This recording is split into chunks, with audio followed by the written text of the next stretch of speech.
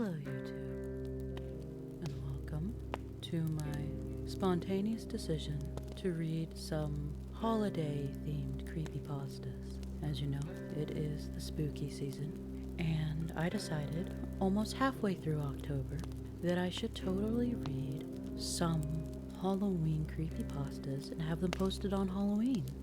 Obviously, I would not be able to read quite a few of them because I decided to wait halfway through October to have this started. So for this year, I'm only going to read about 2, though I do have plans for next year, and I hope you guys will pop back in at the very least when I go back to reading Halloween-themed creepypastas.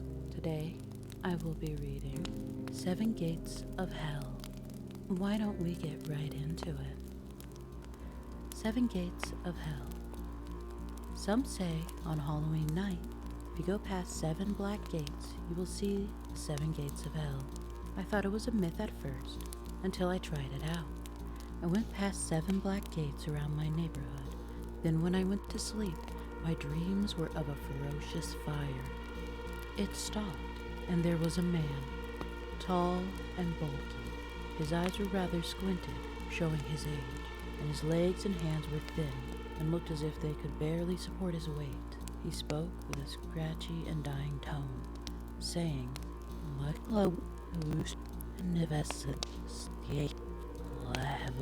chuckling, he opened the gate. My whole body became numb, and I was unable to fight it as it moved on its own. Struggling did not work. Without any control of myself, I went through the first gate. Gate 1. I saw fire and corpses that were horribly mutilated, desecrated, and burnt. They were sobbing so loudly that I couldn't even hear the crackles of the fire. One came to me, one eye and bullet holes all over him. He said, "We are the desecrated corpses who did not get a proper burial. We are to stay here until the judgment day." I went past him and to the second gate. It was in a building. Gate 2. I was in a dungeon. There were people tied up, screaming in pain. One was being sawed in half very slowly, his body repeatedly healing, ready to be sawed again. One was in an iron maiden, the door being open and closed, but never causing any visible harm. A man in an executor's mask said to me, "We are the torturers tortured by our own devices." I went past him to the exit, towards the third gate. Gate 3. This time I was in a forest. It was silent except for a few yells. There was a man hanging from a noose. Another man fell off a cliff, reappeared, then fell off again.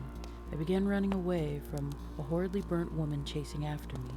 I already knew what this one was. These were the people who committed the Asa. I ran through the 4th gate, which was in a palace. Gate 4. Suddenly, I was in the palace, surrounded by emperors, politicians, and very wealthy people. An emperor was being gnawed at by lions. When the lion ripped a limb off or slashed him, the appendage grew back and the injury healed. A politician was being beaten by what looked like shadows in prisoners' clothes. A man in a suit came up to me and said, "We are the corrupted people. People who used our power to help ourselves, not others." I walked to the next gate. The 5th. Gate 5. I was in another room. There was a man tied up on a bed, being lashed by floating, spiky leather whips. A woman had been burnt by a lighter, but her screams and cries were muffled by a cloth that was used as a gag. A rather large man came up to me and said, "We are the rapists and the sex offenders, paying for our crimes on earth." I ran to the 6th gate. Gate 6. I was in another room. A man and a woman were being stabbed, their wounds healing almost immediately, just like everyone else. Another person was being buried alive. Someone else was being hit and jabbed with a floating metal bar. I knew who these people were. Murderers being harmed the way they killed their victims. The exit was the 7th gate. The final one. This nightmare is almost over. It's almost over, I said to myself. Gate 7. I was outside. There was a man wearing a shroud over his head, coated with explosives. He blew up, regenerated, and blew up again. Another one was being beaten, stabbed by sharp metal objects, and burned by torches, lighters, and matches. They were being held by people who looked like shadows. One of them came up to me and said, "They are the mass murderers.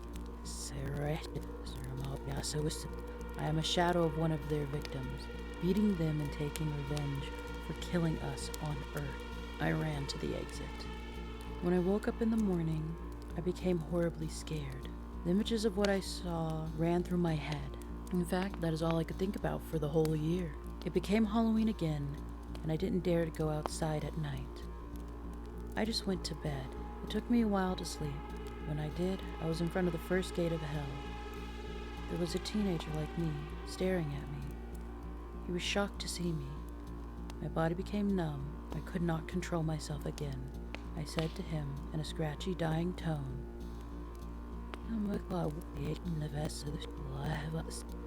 I chuckled and opened the gate for him.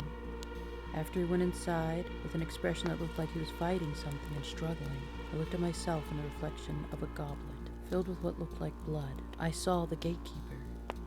I became the gatekeeper. In fact, I am the gatekeeper.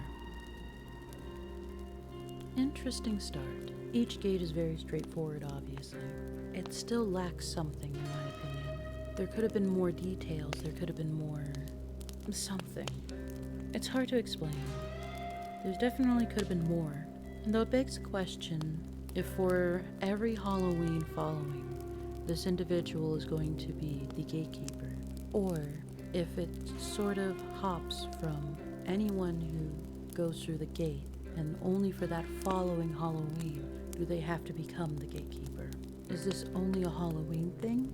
Or do you only have 1 year before you were permanently the gatekeeper, always waiting for someone to try to go and see the 7 gates of hell? It could be a very interesting concept if it was expanded upon, but I suppose that is just a very good way to start our Halloween adventures. Let me know what you thought in the comments below, and I'll do my best to get you another Halloween story out. But it's bye-bye for now. Bye.